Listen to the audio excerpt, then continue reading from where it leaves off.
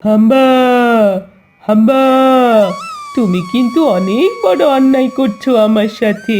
লাইলা, তুই আমাকে মাফ করে দে। আমার অনেক টাকা দেনা হয়ে গেছে, তাই তোকে বিক্রি করে দিচ্ছি। আমাকে মাফ করে দে লাইলা। মধুপুর গ্রামে এক শিয়ালিনী তার পরিবার নিয়ে বাস করত। সে ছিল খুব গরিব। তার একটা গরু ছিল। হাম্বা, হাম্বা, সে এই গরুর দুধ বিক্রি করে সংসার চালাতো। এই জুলি, জুলি, কি হয়েছে মা? তুই একটু লাইলাকে মাঠে ঘাস খাওয়াতে নিয়ে যা।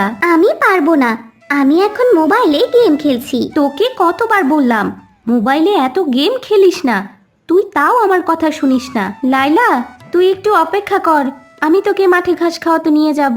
জুলি খুব অহংকারী মেয়ে, সে তার মায়ের কোনো কথাই শুনতো না। জুলি, তুমি আমাকে ঘাস খাওয়াতে নিয়ে যাবে না? আমার তো তোমার সাথে ভালো লাগে। আরে লাইলা, তুই চুপ কর, আমাকে এখন গেম খেলতে দে তো। লাইলা, তুই এখানেই ঘাস খা, আমি দুধটা বাজারে বিক্রি করে আসি, কেমন? আচ্ছা, আপনি যান, আমি এখানেই থাকবো। হাম্বা, হাম্বা। আরে জুলি, কতদিন তুই আর পুরনো গেম খেলবি? অনলাইনে নতুন ফ্রি ফায়ার গেম এসেছে, একটু মডার্ন হ। কি বলিস? আমাকে একটু শিখিয়ে দে না। আচ্ছা ঠিক আছে, আয়, আমি তোকে ফ্রি ফায়ার গেম শিখিয়ে দিচ্ছি। এভাবেই জুলি মোবাইল গেমে আরো বেশি আসক্ত হয়ে পড়ে। আরে জুলি, মোবাইলটা রেখে এখন ভাতগুলো খেয়ে নে না। আমি এখন খেলছি মা, আমি এখন ভাত খেতে পারবো না। তুমি আমাকে ডিস্টার্ব করো না তো, চত্ব সব। তুই আমাকে এই কথা বললি? জুলি, তুই দেখবি এই মোবাইলই একদিন তোকে শেষ করবে। আরে জুলি, চল, বাঘ মামার কাছ থেকে তোকে কিছু ডায়মন্ড কিনে দিই, তাহলে তুই গেমের মধ্যে ভালো ভালো ক্যারেক্টার নিতে পারবি, বুঝলি?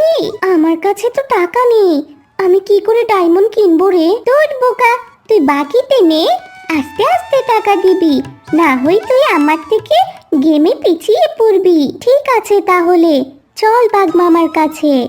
জুলির বন্ধু জুলিকে বাগমামার কাছ থেকে বাকিতে ডায়মন্ড কিনে দেয়। জুলি, আমার থেকে তো ডায়মন্ড বাকিতে নিলি। তুই যদি আমার টাকা ঠিক মতো না দিস, তাহলে কিন্তু আমি তোর বাড়ি থেকে ধরে নিয়ে আসবো বলে রাখলাম। তুমি চিন্তা করো না বাঘ মামা, আমি তোমার টাকা সময় মতো দিয়ে দিব। জুলি অনেক চেষ্টা করেও বাগমামার টাকা জোগাড় করতে পারলো না। এদিকে রাস্তা দিয়ে যাওয়ার সময় জুলির বাগমামার সাথে দেখা হয়ে যায়। কি রে জুলি, আজ কতদিন তোকে খুঁজছি, তুই টাকা না দিয়ে পালিয়ে থাকিস। আজ তোকে পেয়েছি হাতে নাতে, আজ তোকে কে বাঁচাবে আমার হাত থেকে? এই কথা বলে বাগমামা জুলিকে লাঠি দিয়ে মারতে থাকে। ওমা, মরে গেলাম, বাঁচাও আমাকে। বাঘ মামা ছেড়ে দাও, আমি তোমার টাকা দিয়ে দেব। ওমা, আমাকে বাঁচাও, আমাকে বাঁচাও। বাগমামার কাছ থেকে মার খেয়ে জুলি বাড়িতে ফিরে আসে। আরে জুলি, তুই এভাবে হাঁটছিস কেন? তোর পায়ে কি হয়েছে শুনি? কিছু হয়নি মা, এমনি হাঁটার সময় রাস্তায় পড়ে গিয়েছিলাম, তাই পায়ে ব্যথা পেয়েছি। এরপর জুলি তার বন্ধুর সাথে দেখা করতে যায়। আরে বন্ধু, বাঘ মামা আমাকে টাকার জন্য অনেক মেরেছে। এই দেখ, আমাকে মেরে কি অবস্থা করেছে। টাকা না দিলে তো মারবেই। তুই আমাকে বিরক্ত করিস না তো, আমাকে গেম খেলতে দে। টাকা দিতে পারে না, আবার ডায়মন্ড নিয়েছে, যত সব। জুলির এমন কঠিন সময়েও জুলির বন্ধু তার পাশে থাকলো না। তারপর জুলি বাড়িতে ফিরে মন খারাপ করে বসে থাকে। ওর কি হয়েছে জুলি? তুই মন খারাপ করে এখানে বসে আছিস কেন? আমাকে খুলে বল তো। আমার কিচ্ছু হয়নি মা, আমি একটু একা থাকবো, তুমি যাও এখান থেকে, আমাকে একটু একা থাকতে দাও। এমন করে বেশ কয়েকদিন চলে যায়। হঠাৎ একদিন বাঘমামা জুলিকে ধরতে তাদের বাসায় চলে আসে। কি রে জুলি, তুই আমার টাকা এখনো দিলি না কেন? আজকে তোকে ধরে নিয়ে গিয়ে তোর দুটো কিডনি বিক্রি করে দেব। বাঘ মামা, আমাকে আর দুদিন সময় দাও, আমি তোমার টাকা সময় মতো দিয়ে দেব। আচ্ছা ঠিক আছে, আমি দুদিন পর টাকা না পেলে তোকে কিন্তু ছাড়বো না। ঠিকই আমি তোকে ধরে নিয়ে যাব, এই বলে দিলাম। জুলি, এই জুলি, তুই বাড়িতেই থাক, আমি লাইলাকে মাঠে নিয়ে গেলাম ঘাস খাওয়ানোর জন্য। হঠাৎ জুলি লাইলাকে দেখে তার মাথায় একটা বুদ্ধি এঁকে ফেলে।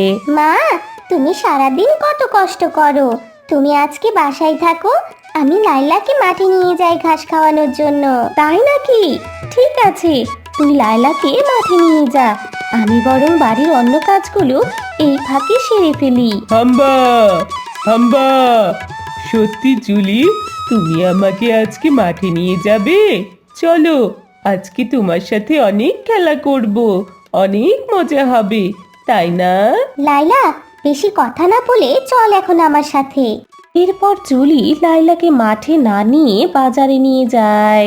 আঙ্কেল, আঙ্কেল, আপনি আমার গরুটা কিনবেন? গরুটাকে দেখে তো বেশ মোটা তাজা মনে হচ্ছে। হাম্বা, হাম্বা, জুলি, তোমার মনে এই ছিল? তুমি কিন্তু অনেক বড় অন্যায় করছো আমার সাথে। লাইলা, তুই আমাকে মাফ করে দে, আমার অনেক টাকা দেনা হয়ে গেছে, তাই তোকে বিক্রি করে দিচ্ছি, আমাকে মাফ করে দে লাইলা। জুলি, তুমি আমার সাথে এভাবে অন্যায় করতে পারলে? এই নাও বাঘ মামা, তোমার সম্পূর্ণ টাকা। এখানে কত টাকা দিলি রে জুলি? এতদিন পর টাকা আরো বেড়ে গেছে, আমার আরো টাকা চাই। আমি আবার 7 দিন পর আসবো, বাকি টাকা না দিলে তোকে তুলে নিয়ে কিডনি বিক্রি করে দিল, এই বলে দিলাম। সারাদিন পর জুলি বাড়ি ফিরে আসে।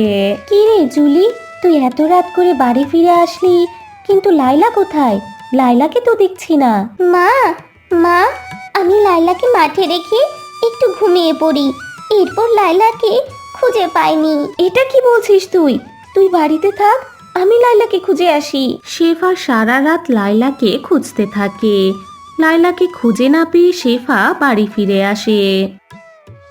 মা, মা, আমার অনেক ক্ষুধা পেয়েছে, আমাকে কিছু খেতে দাও মা। জুলি, লাইলাকে হারিয়ে আমরা নিঃস্ব হয়ে গেছি রে। দুধ বিক্রি করতে না পারলে কি করে খাবার খাওয়াবো তোকে? কি করে খাবার কিনবো? খাবার না পেয়ে জুলি না খেয়ে ঘুমিয়ে পড়ে। কি রে জুলি, বাকি টাকা দে। আমি টাকা জোগাড় করতে পারিনি বাঘ মামা। তাহলে এই নে, মার খা এবার। ও মা, মরে গেলাম, বাঁচাও আমাকে, ছেড়ে দাও বাঘ মামা, আর মেরো না, আমি যে আর সহ্য করতে পারছি না, আমাকে ছেড়ে দাও বাঘ মামা, আমাকে ছেড়ে দাও। জুলি সারাদিন কিচ্ছু খায়নি, আর বাঘমামার হাতে মার খেয়ে আধমরা হয়ে বাড়ি ফিরে আসে জুলি। কিরে মা জুলি, তোকে এইভাবে কে মেরেছে? বল আমাকে, বল, কে মেরেছে তোকে এইভাবে? তুমি আমাকে মাফ করে দাও মা, আমি অনেক বড় অন্যায় করেছি, লাইলা হারিয়ে যায়নি মা, আমি ওকে বাজারে বিক্রি করে দিয়েছি। জুলি তার মাকে সব কিছু খুলে বলে। তুই আমাকে এ কথা আগে কেন বলিসনি? আমি যে করেই হোক তোর টাকা দিয়ে দিতাম। তুমি আমাকে মাফ করে দাও মা, আমাকে মাফ করে দাও। এরপর শেফা তার জমানো টাকা থেকে বাঘমামার বাকি টাকা দিয়ে দেয়, আর জুলি বাঘমামার হাত থেকে বেঁচে যায়। এরপর জুলি তার মায়ের কথা মতো চলতে শুরু করে। সে এক ভালো মেয়েতে পরিণত হয়। জুলির এই পরিবর্তন দেখে তার মা অনেক খুশি হয়ে যায়। এরপর তারা সুখে শান্তিতে বসবাস করতে শুরু করে।